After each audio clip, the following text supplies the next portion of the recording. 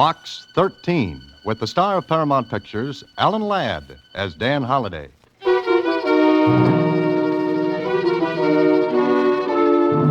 Box 13, care of Star Times. Please meet me at 2 o'clock tomorrow afternoon in front of the Mercantile Building. You can do me a tremendous favor, perhaps change the whole course of my life. I shall be wearing a brown gabardine suit, and I'll be carrying a forest green suede hat. I'll be carrying a forest green suede handbag. That was all. No name, no initials. Just the letter. Well, it didn't sound like much of an adventure. Brother, but how I could have used a crystal ball in good working order.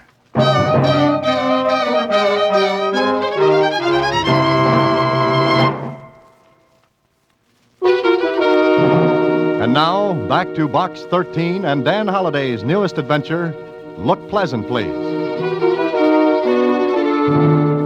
Gee, Mr. Holliday, doesn't look particularly thrilling, but I guess it's like the old age. Huh? The what? The old age. You know, when somebody says something smart that means something different from what it says, only it's the same thing. Oh. On your next trip around the office, fix that one up, Susie. What? Never mind. Just save up for your adage. Okay? Okay. Hey, I can just make it to the Mercantile Building by 2 o'clock. So long, Susie. There were lots of people standing in front of the building, but only one girl in a brown gabardine suit, green hat, and handbag. I didn't walk up to her right away because, well, I wanted to take a good look. And what I saw was good. Maybe about 24, slender, lots and lots of brown hair that fell down from that cute hat in a nice wave. Her clothes spelled money with 2 capital M's. Well, I walked over to her. Good afternoon. Oh, I'm the man from Box 13. Thank you. Look, I know this sounds terribly foolish and silly, but I do want your help. Mr. Holliday. Dan Holliday. Oh, all right, Mr. Holliday. Do you have half an hour to spare? Well, the afternoon's young, and I can wear it away to an old age. That answer your question? Yes, it does. Do you photograph well, Mr. Holliday? Huh? Well, my baby pictures always turned out pretty good. Of course, that was a little while ago, and Look, I want you to have your photograph taken with me. Oh, is that all? Yes, that's all. Of course, I'll pay you for your time and trouble. Oh, no. My time's my own, and what trouble I get into is usually my own fault. All right, Mr. Holliday. There's a photographer in this building. He's ready for us. Oh, by the way, what's your name? Jones. Mary Jones. Oh. You know, Miss Jones, a writer often spends hours thinking of the right name for the characters in his stories. But here you come along and without batting an eye, think up a very unusual one. Do you have to know my real name? Well, I'll live without it, but Will you do it, Mr. Holliday? All right, Miss Jones. Let's go look at the birdie. The photographer was ready, and it didn't take long for him to run off 3 shots. Miss Jones paid him, and the 2 of us went back downstairs. Out on the pavement, I turned to her, and I guess she read the look on my face. Please don't ask me why, Mr. Holliday. Goodbye, and thanks very much. Well, before I could move my feet, she was into a cab and gone. If this was it, I'd just chalked up the shortest adventure on record. Well, there's nothing to do but go home and mark it off to experience. Yeah, that's where it should have stopped. The next morning, I walked into my office as usual and... Hey, what is this, Susie? You could have told me. Told you what? I quit. You didn't trust me. Oh, Susie, will you stop? Oh, and the phone's been ringing all morning. Everybody wants to know about it. About what? Just answer the phone and find out. You... Careful, Susie, careful. Hello. Good morning, lover boy. Oh, Kling. Well, how's the police department? It's bright and early. It's not good to hear your voice. I called for information. Yeah, what kind? What about? Well, shall I wear my organdy hat and crepe de chine badge? What are you talking about? What is the matter with everyone? Well, nothing, Angel Face. All's well with the world. And about 15 million bucks. Everybody's crazy. Yeah, everybody but you. Oh, nice going, Holiday. Nice going. Am I invited, or don't you want cops? It might make the thing look bad, you know. In 2 seconds, Kling, I'm going to hang up on you. What goes? Don't you ever read the papers? Or don't you know what's going on in your life? Now, listen, Oh, go arrest somebody. Now, look, Susie, what's this all about? Look at the morning paper. All right, I'm looking at... Holy mackerel. She's awful pretty. Be quiet, Susie. Prominent heiress announces engagement to Dan Holliday. Dan Holliday, that's me. That's my picture with her. Sure it is. I've been framed. Oh, but you wouldn't frame a newspaper picture, would you? Shh. Marcia Jameson, beautiful heiress to Jameson Lumber Fortune announces engagement. You're just a demijohn. Don Juan. Oh, one of the two. But you could have told me. I could have told myself. Susie, if that phone rings anymore, don't answer it until I get this thing cleared up, one way or another. Goodbye. I got Marcia Jameson's address from the society editor at the Star Times, and a half hour later, I was ushered into the big library at the Jameson home. Sitting behind the desk was a youngish-looking man. He rose to meet me as I walked into the room. Ah, Mr. Holliday. I'm very happy to know you. Yeah, I wish I could say the same. I beg your pardon? Where's Miss Jameson? I've asked her to come down. Good. I suppose I'd better introduce myself. I'm Roger Jameson, Marcia's uncle and guardian. Well, she needs one. I don't understand. Well, that makes two of us.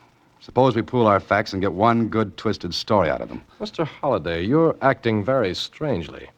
I must say that my niece's choice of a husband is, well, peculiar. All right, I'm peculiar. At parties, I'm a standout, but I'd like to... Dan, darling, how nice of you to come this morning. What did you expect? You, of course. You've met Uncle Roger. Yes, Marcia, we've met. Oh, I want you two to like each other. Oh, fine. I love everybody in the world, but Uncle Roger, could I speak to Dan alone, please? Certainly, Marcia. You'll stay for lunch, Mr. Holliday? No, thank you. Oh, yes, he will, Uncle Roger. Good. We'll have a long talk. Now, Miss Jameson, Why did you come here? maybe you haven't seen the morning paper. Mr. Holliday, Dan, help me. I did, and I've got engaged. Look, Miss Jameson, Marcia. I don't know you that well. We just became engaged this morning. Dan, it's imperative that you act as my fiancé until after the 16th of this month. What happens then? Oh, Dan, if you'll just do what I ask, until the 16th. On that day, yes, come in. Lunch is ready any time. You are staying, Mr. Holliday. Yes, he'll stay, Uncle Roger.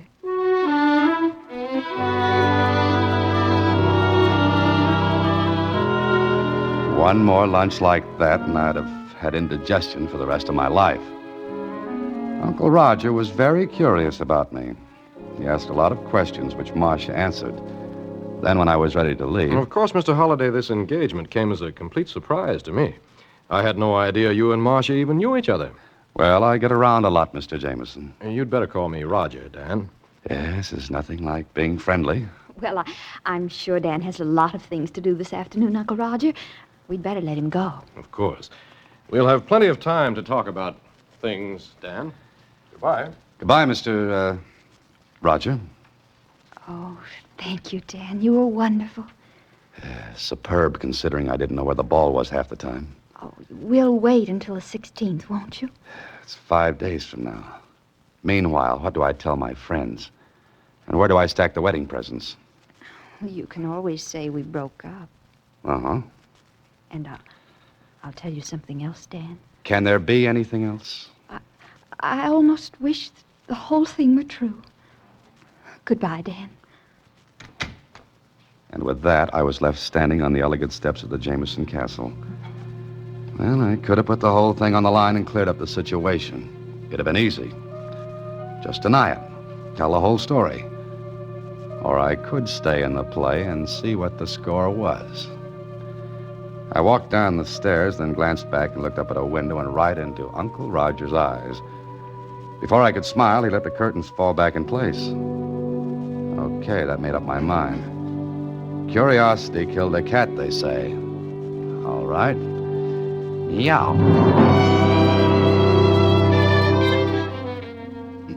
Well, Well, Danny, welcome to the Star Times.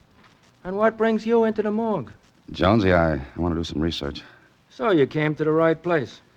Oh, congratulations. Thanks. That's a lot of dough you're marrying. Yeah. Kinda sudden, wasn't it? Known her a long time? Jonesy, I feel as though it was just yesterday. Now, get me everything you've got on her. Huh? You're gonna look up your own fiancée? Yep. What's the idea? Kind of silly, isn't it? Well, it's your business. I can put my fingers right on the stuff you want. You got much? All here. Matter of fact, I was reading about her this morning. When I heard you were marrying her, I did some work. And? Well, on the 16th of this month, she comes into about 15 million. What? Yeah. But she has to be married by then. Oh. How come? Her father's will says so. If she doesn't marry by the 16th of this month, this year, her 15 million goes to, Roger Jameson, uncle. Oh-ho. You didn't know? I don't know a lot of things. What else have you got, Jonesy? She had kind of bad luck before. Yes, what kind? Engaged twice before, and both her fiancés had accidents. Bad? Yeah. Dead? Well, if they weren't, they had an awful dirty trick played on them. What? They were buried.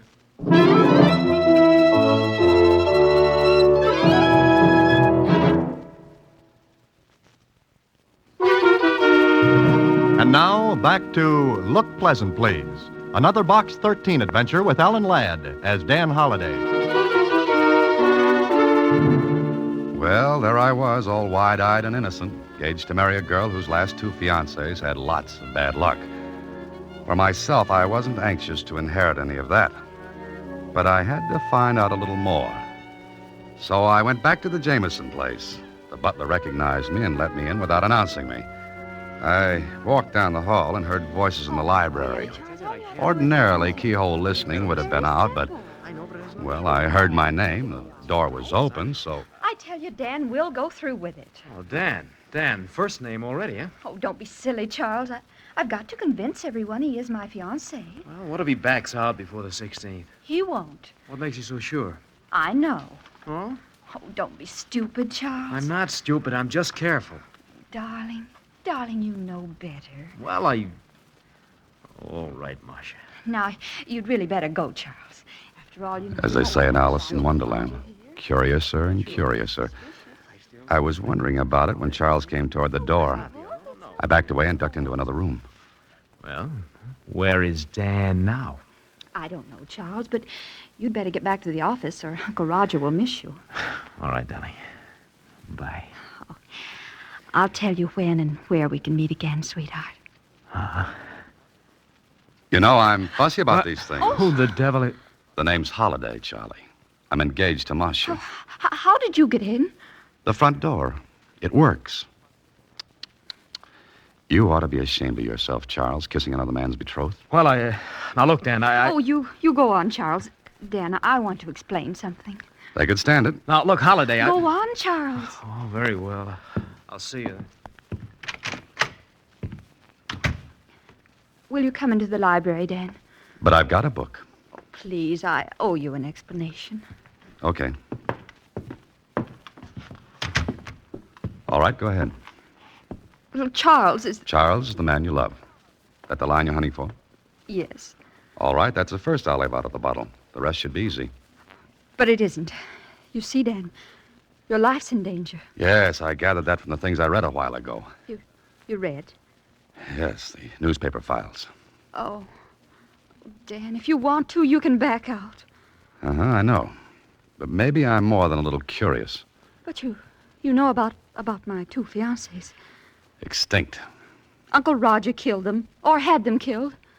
And Uncle Roger knows nothing about Charles? No. The aforementioned uncle thinks I'm fiancé number 3 in order of appearance. Uncle tries to put a block on me while Charles goes for a touchdown, right? Oh, you make it sound so brutal, heartless. Got any other words for it? You and Charles live happily ever after. I don't. All right, you can do as you please. I was going to... to ask you to go through with it. But I can't. So before I left, I promised Marcia I'd stick it out another day. Okay, I'm a sucker. But if Uncle Roger was going to toss a curve, I'd at least be waiting for it. But before I went any further, I called on Lieutenant Kling, told him what was up. He was very sympathetic. Oh, what a story. Ha, ha, ha, ha. Strikes you funny, huh? Yeah. All I want to know is, was there anything that might have tied the uncle in with the deaths of Marcia's fiancés? No. You're sure? Sure I am. When I read about your engagement, I remembered her name. And? Those deaths were accidents. And the uncle? Clean. Look, Kling, maybe he's smart. Yeah, could be. There are lots of smart people in the world. Oh, but I'm not one of them. Is that it? Look, Holiday, I warned you that someday your Box 13 routine would land you in a slippery spot. Okay, it's up to you to keep your footing.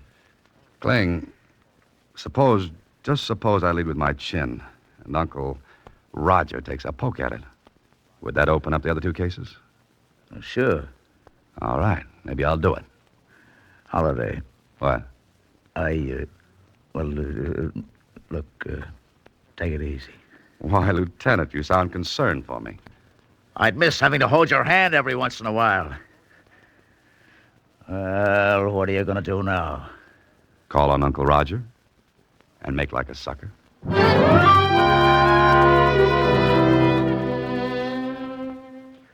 Well, Dan, sit down, won't you?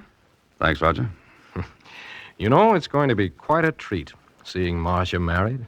Yes, after two unhappy beginnings before. Oh, you know about those? Marcia told you, I suppose. In a way, yes. Mm-hmm. You wanted to see me about something, Dan? Oh, just a social call. If you're busy, I can... Oh, no, not at all. I was about to leave anyway. You know, Roger, it's very strange.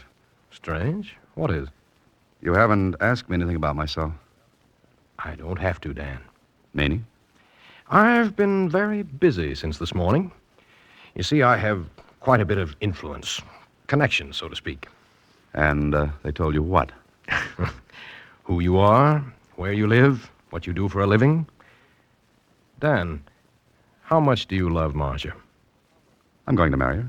You have quite a good income, so it's not the money you're after. Obviously. Dan, I'd give anything in the world to see Marcia happy.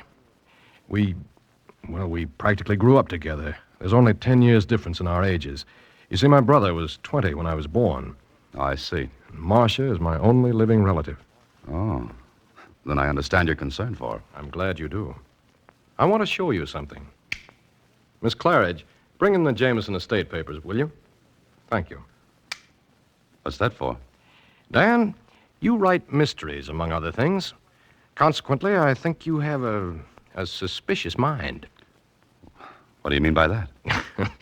Well, I'm Marcia's uncle, trustee of her fortune until she gets married, which must be by the 16th of this month. Now, surely in one of your stories you must have written about a guardian who misappropriates funds, embezzles. No, I never have. Well, it doesn't really matter. You see, The estate papers, Mr. Jameson. I thought I asked Miss Claridge to bring them in. Oh, well, she was busy, and I was on my way past anyway. All right, Charles. Thank you. Oh, Charles, this is Dan Holliday, Marcia's fiancé. Dan, this is Charles Crane. How are you? Fine. Congratulations. Thanks. Is that all, Mr. Jameson? Yes, that's all. Thank you. All right. Here are the papers. I think you'll find every penny accounted for. Everything in order, Dan? It looks like it. We're going to get along, Dan. Get along beautifully. I wonder for how long. If Uncle Roger was planning on making me number 3 on his hit parade, he was playing it smart. Oh, he was smooth. Mm-hmm. So smooth that I stayed at a hotel that night. If Uncle Roger knew where I lived, I might have visitors. And of course, I didn't sleep much. There was a lot of thinking to do. And it added up to something funny.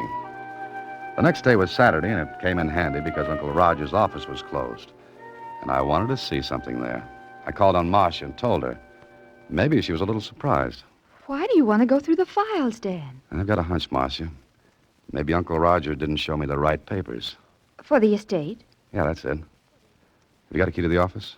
I can get one, and one to the files. Get them for me, will you? Say, where's Uncle Roger today? Oh, on the yacht, anchored outside the harbor. You're to go there tomorrow night. Why? He's arranged an engagement party. Dan, if you don't want to go, if you want to back out now. Nothing doing. I'm beginning to like this. All right, Marcia, give me the keys.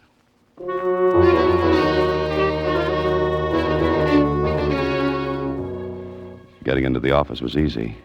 I went to the files marked Jameson.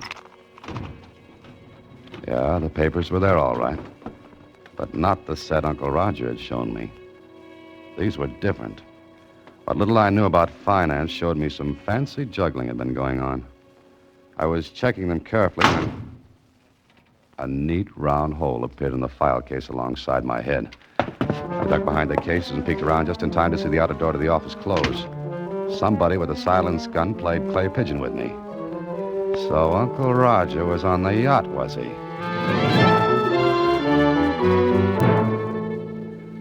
When I got back out on the street, a storm had kicked up. I took a cab back to my apartment and phoned Marcia. She didn't answer. The butler said she had gone and Uncle Roger was on the yacht. Late in the evening, I received a note from Marcia. Dan, I'm terribly frightened. Uncle Roger insisted that I come to the yacht tonight. I'm writing this note from my cabin now. I know something dreadful will happen, so please, if you can, come at once. There are speedboats at the dock to take you out. But be careful, Dan. Be careful. It could have been a trap, but I compared the writing on this note with her first letter to Box 13. Oh, it was hers, all right. Careful, neat, precise. Okay, if this was a showdown, might as well get it over with.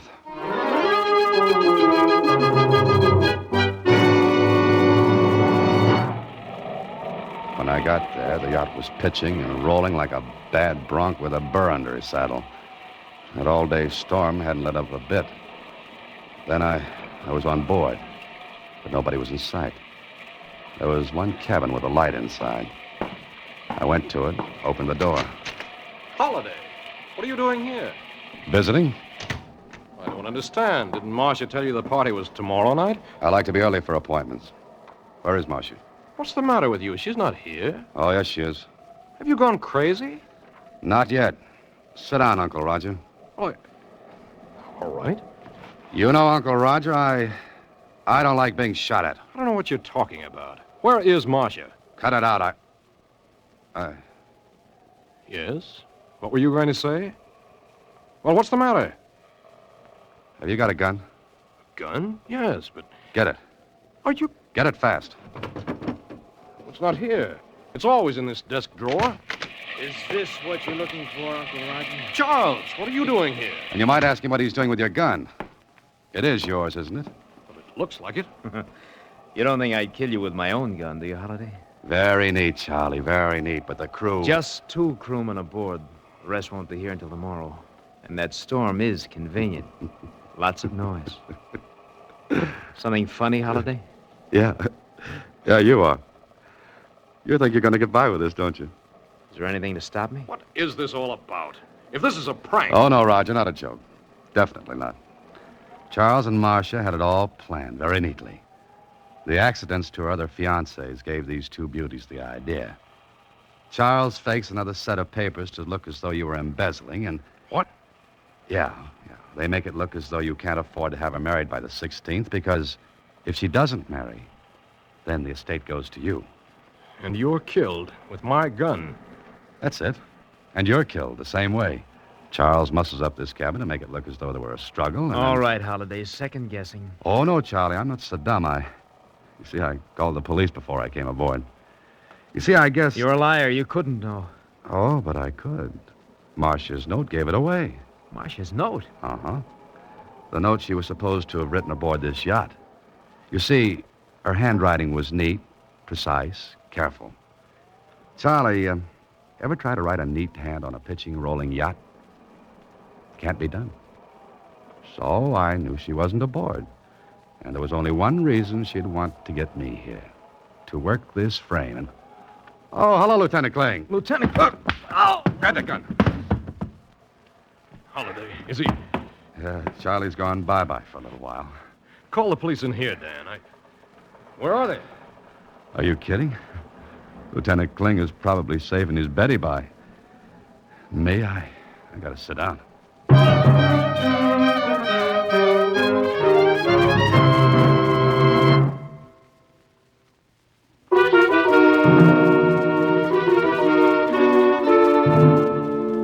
You see, Susie, they weren't satisfied with $15 million.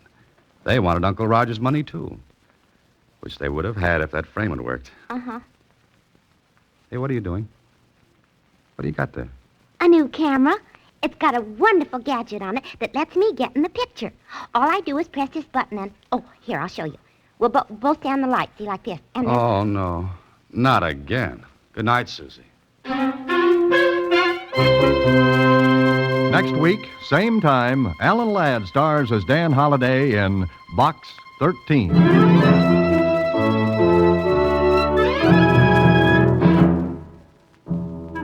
Alan Ladd appears through the courtesy of Paramount Pictures. Watch for him in his latest picture, Saigon. Box 13 is directed by Richard Sanville, with an original story by Russell Hughes, and original music composed and conducted by Rudy Schrager. The part of Susie is played by Sylvia Picker, and that of Lieutenant Kling by Edmund McDonald.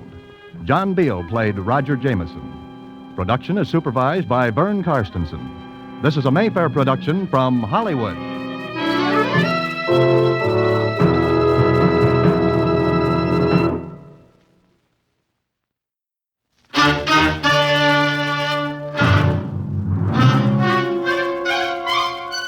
Box 13, with the star of Paramount Pictures, Alan Ladd, as Dan Holliday.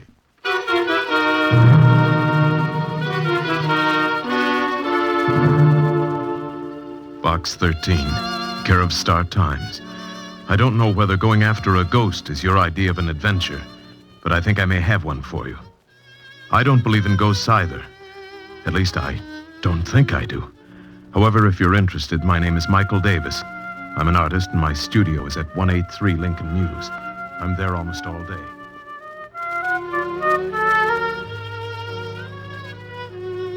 Is at 183 Lincoln Mews. I'm there almost all day and any day.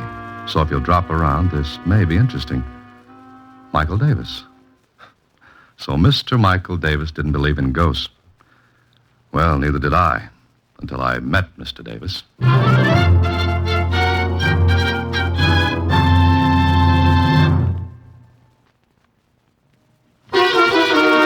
And now, back to Box 13 and Dan Holliday's newest adventure, The Haunted Artist. Ghosts? Gee, Mr. Holliday, are there such things? Ever see a bank account after March the 15th? Huh? Skip it, Susie. Michael Davis. He says he's an artist. Do you know anything about art, Susie? Well, I've been to the museum where they have that statue of the Venus B. DeMille. That's Venus de Milo. The one without arms? Uh-huh. Oh. Well, art is long and time is fleeting, and the same goes for Dan Holliday.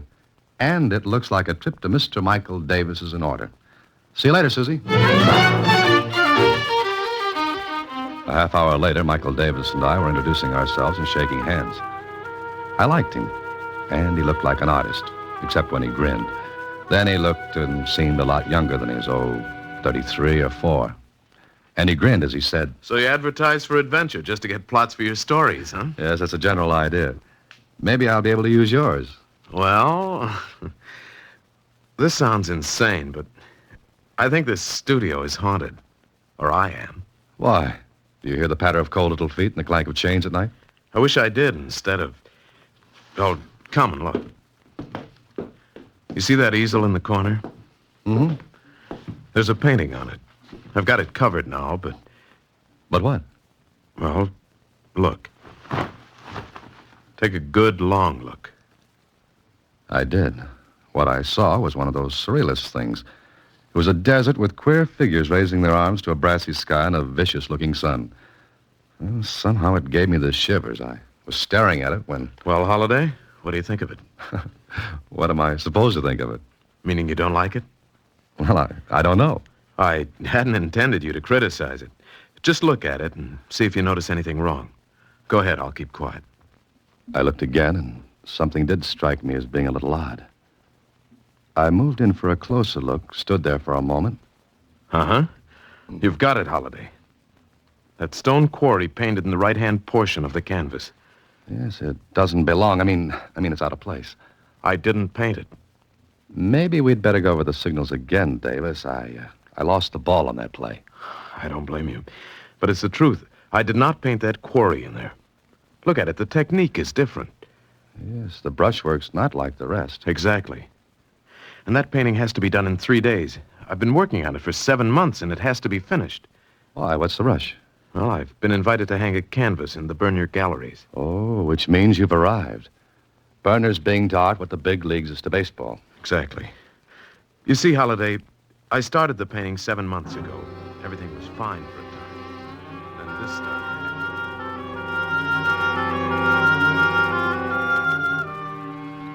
What Davis told me was this.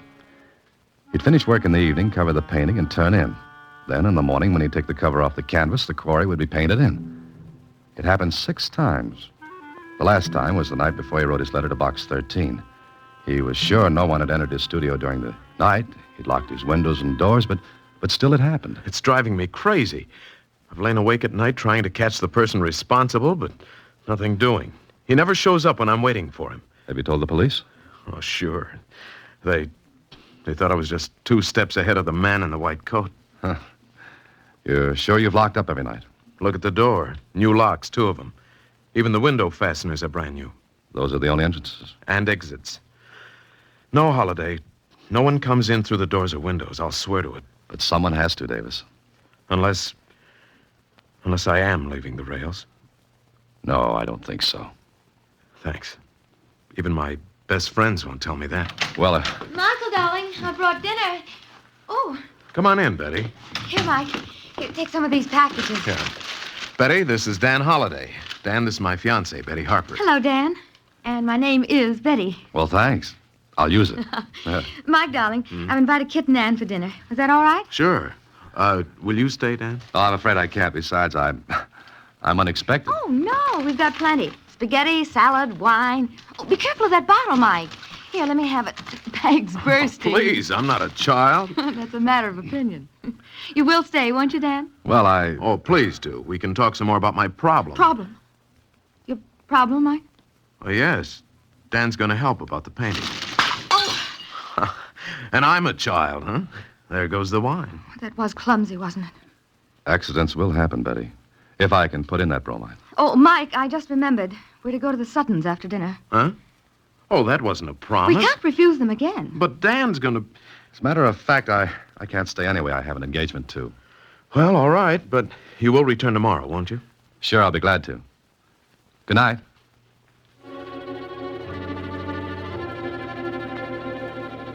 Well, I like this. It looked good. Especially when Mike's own girlfriend was anxious to deal me out.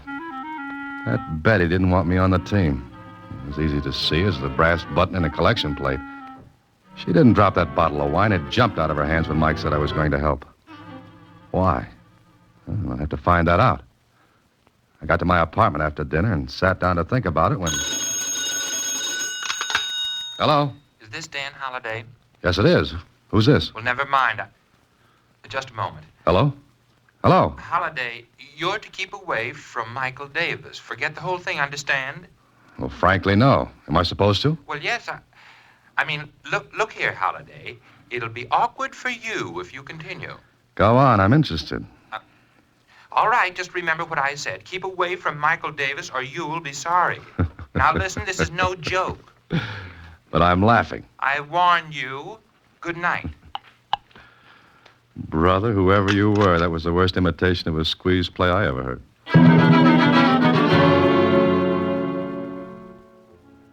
Are you kidding, Dan? No, someone called me last night, wanted me to keep away from you. Why, it must have been a joke. Does anyone want to keep this painting out of the Berner galleries for some reason? I thought of that. You mean sabotage, sort of? Yeah, that's it. Well, who? No one I know of. You're sure, Mike? Of course. You done any work on the canvas today? Yes, I scraped off the stone quarry and started my own work again. Then I've got an idea. What time is it?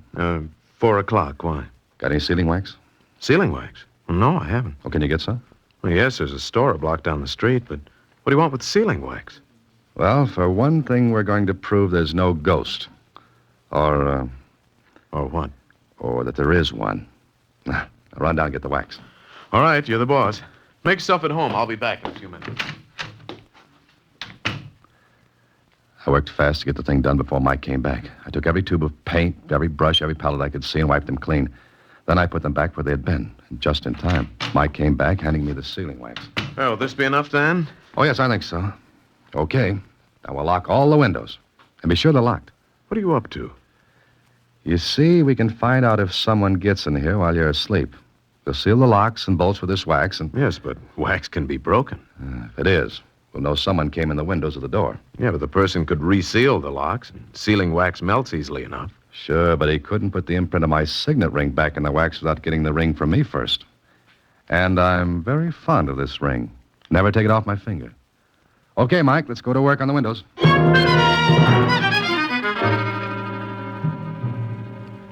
All right, that does it. Both windows sealed. If our ghost gets in now, you'll have to break the wax. You know, there's only one thing wrong. What, Mike? I won't be able to sleep tonight. Oh, well, take something. You've got to sleep because your visitor won't break in unless you do. Dan, suppose those seals aren't broken in the morning, but the painting's been changed anyway. What then? We both apply for an outside cell. Now, don't do anything more on your painting, and don't touch a thing. Why not? You want me to help you, don't you? Certainly. Then ask no questions and do as I say. And tomorrow morning, we may have an answer. It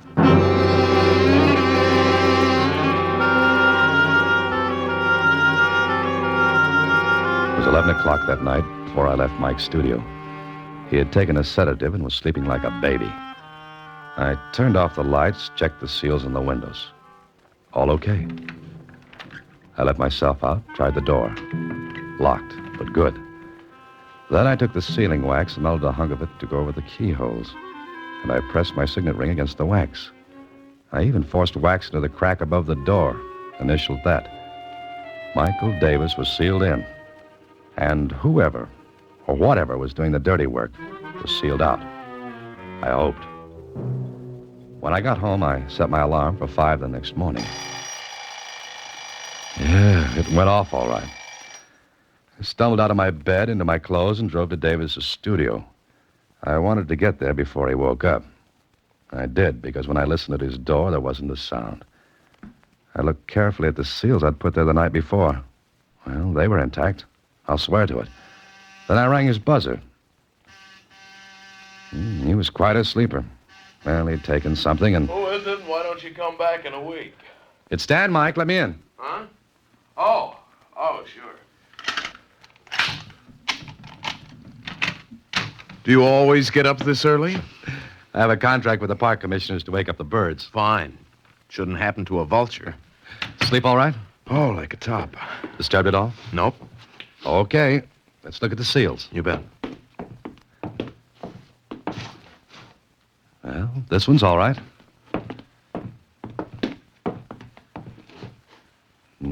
So's this one. And the seals on your door were intact, too. Now, take the cover off the painting, Mike. What if it's been changed again? If it has, I'll buy you a new hat. I wear a size 7 and 3/8. And make it a gray one.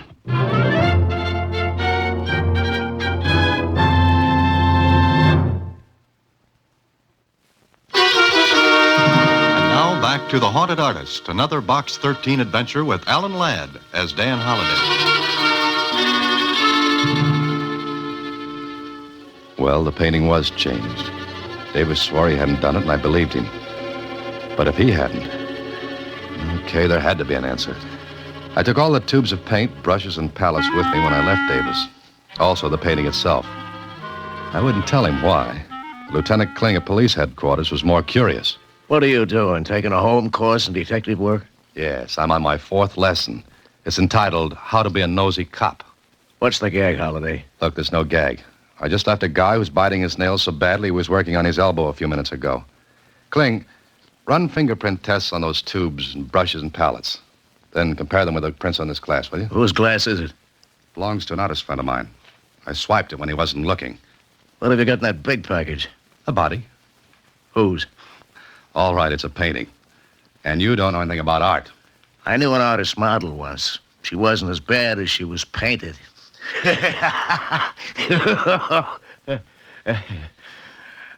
Okay, so I don't slay you. All right, I'll laugh at your joke. Ha ha. Now, will you do me that favor? Okay. Fingerprint test in the tubes, brushes, and palette. Compare with prints in the glass, right? How soon can I have them? For anybody else, in a half an hour. For you, 3 hours, okay? Great. Be back in 3 hours.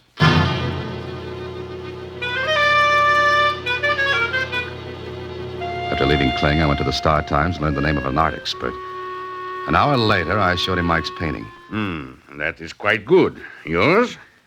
No, it's a friend of mine's. Good brushwork. Excellent composition. Wonderful color. And with this has no place in the picture. Look, I've got a lot of things to do. What I want you to do is look at the painting and tell me whatever you can about it. I'll pay you, of course. Oh, very well. But it will take maybe 2 hours to do a good job. You understand? Oh, yeah, sure.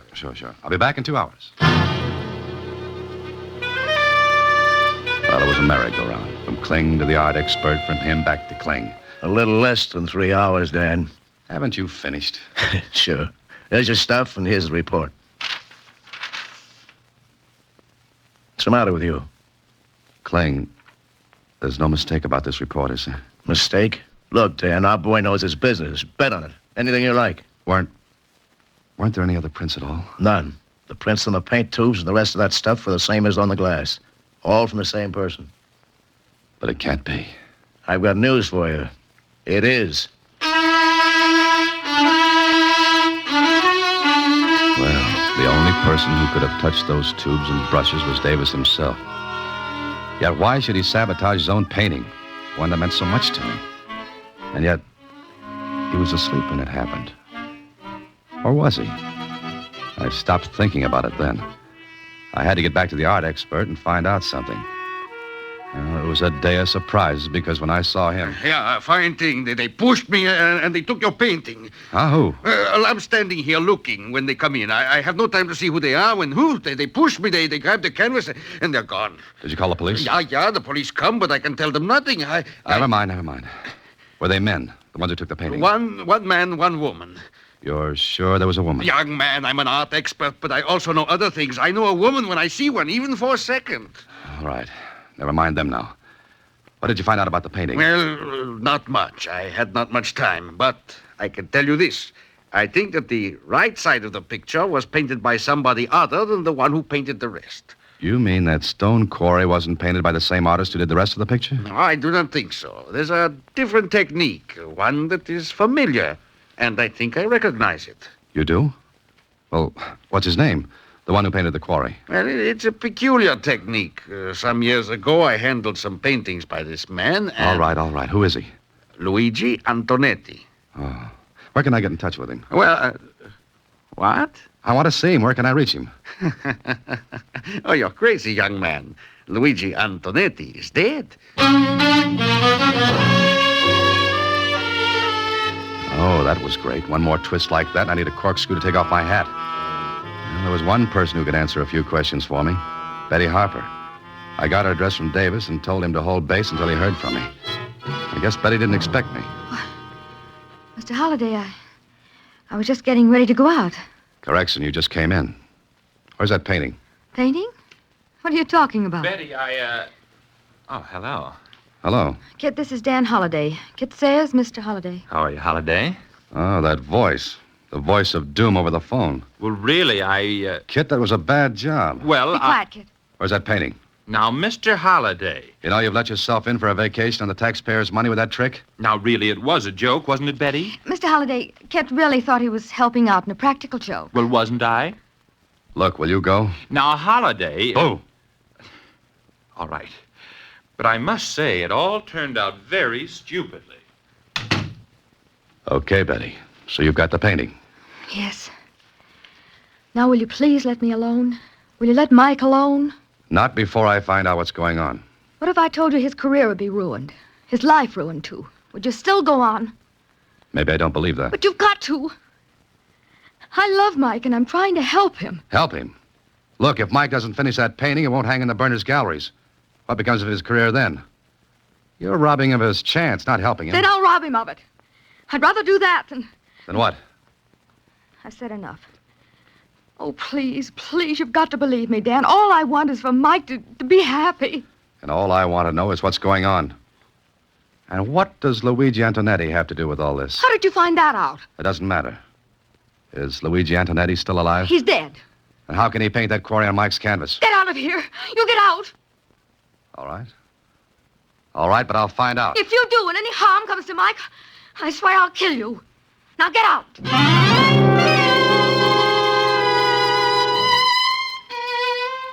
That was all from Betty. I would have bet my last penny she was doing what she was doing for Mike. But why?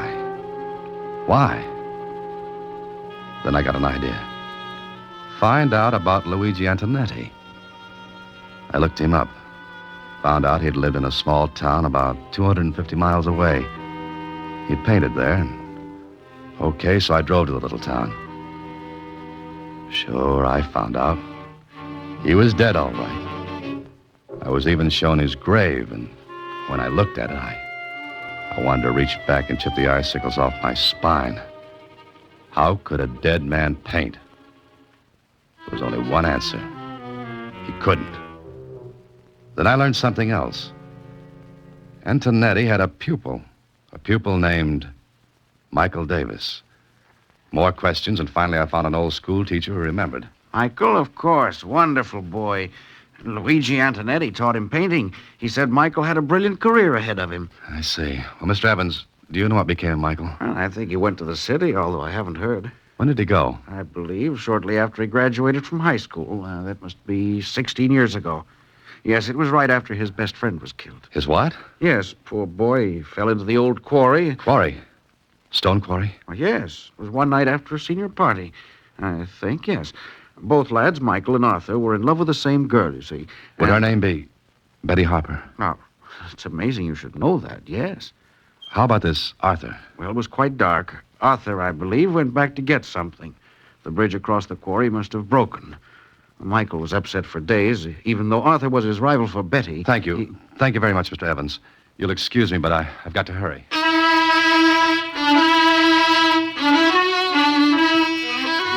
I was getting an idea, but I had to put more pieces together.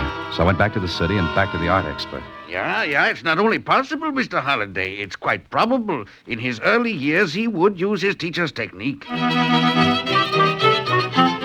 Next stop, a psychiatrist. Certainly, Mr. Holliday, that's quite possible. There are numerous case histories similar to it in general form.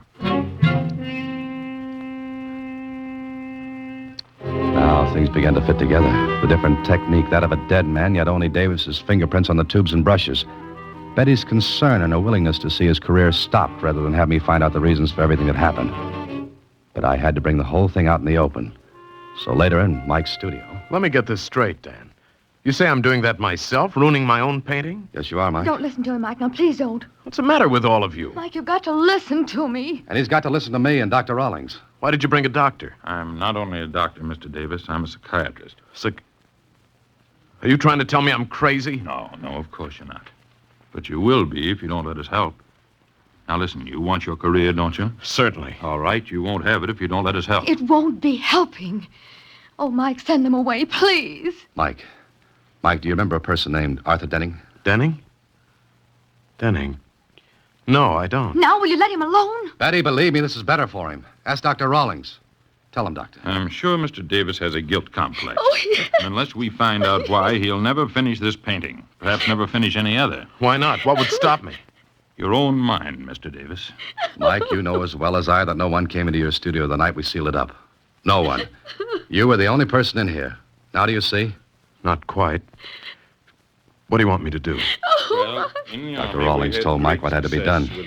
Davis agreed. I think that... It took only a few seconds for Rawlings to inject a drug into Davis's arm. Then we waited until... All right, he's under. You asked the question, Mr. Holliday. Mike. Mike, can you hear me? Yes. Now listen, Mike. It's 16 years ago. You're in high school. A senior. There's a senior party. It's night. Remember? Yes. It's dark. Who's with you, Mike? Betty. Betty and Arthur. What happened that night, Mike? I killed Arthur. No. Be quiet. How did you kill him, Mike? He had to go back for something. I told him take the shortcut over the quarry. Then what happened? I forgot. You forgot what? The bridge. The bridge was broken. It was dangerous. But I forgot. I wouldn't have sent him. Yes, I know. He was killed, wasn't he? Yes. I loved Betty. So did he. Everyone would have said I killed him. But I didn't. I just forgot about the bridge. I didn't mean... All right. That's all. I thought he did it deliberately. You see, Miss Harper, his conscious mind refused to admit his guilt, so he forgot completely. His conscious mind forgot to protect him from the terrible feeling of guilt. But ultimately it came out. He learned painting from Luigi Antonetti 16 years ago. So it was natural at first that he used Antonetti's style, technique. Then, 16 years later, his mind goes back into the past, controls his hand, and he paints as he did 16 years ago. But he paints that quarry. The quarry which was associated in his mind with his guilt, or what he thought was his guilt. And now? What about now? Now, when he wakes up, we'll tell him and he'll be all right. For good.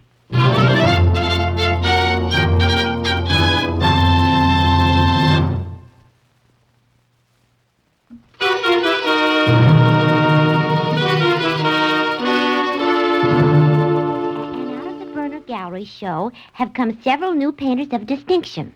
Not the least of them is Michael Davis, whose intensity of feeling and whose brilliance... That's good enough, Susie. Well, looks like he's all right, doesn't it? Gee, isn't the human mind wonderful? Well, that depends on which way you look at it. Uh-huh.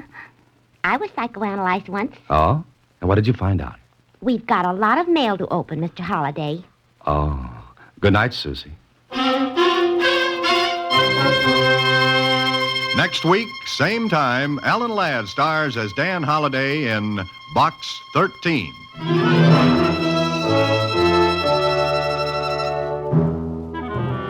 Alan Ladd appears through the courtesy of Paramount Pictures. Watch for him in his latest picture, Saigon. Box 13 is directed by Richard Sandville with an original story by Russell Hughes and original music composed and conducted by Rudy Schrager. The part of Susie is played by Sylvia Picker. That of Lieutenant Kling by Edmund McDonald. Production is supervised by Vern Karstensen. This is a Mayfair production from Hollywood.